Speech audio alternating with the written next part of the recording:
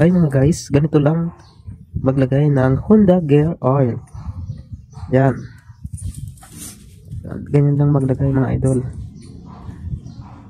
Yan, pisa-pisain lang natin. Pigain natin.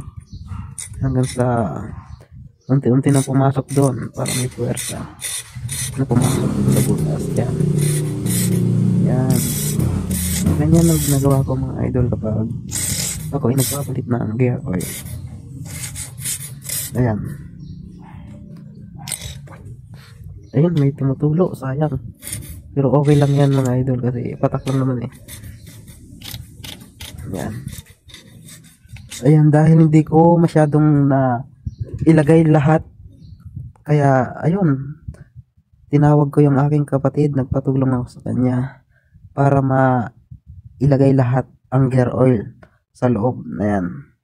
Ayan na guys, pinahawak ko sa kapatid ko. Tinagilid namin para mailagay lahat. Ayan o. Yun, napaka basic lang mga idol. Basta may mag-aalalay lang sa motor mo. Ayan. Ayun, saktong-sakto. Ubos na ubos. Said na said.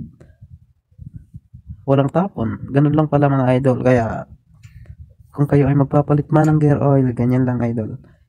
Ano nyo lang, tagilid nyo lang mga idol. Para maganda, maubos lahat ang laman. Ayun o.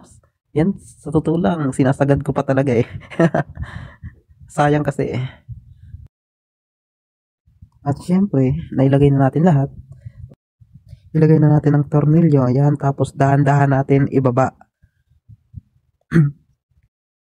At pagkatapos, ay higpitan natin ang ating tornilyo na nilagay natin ng gear oil.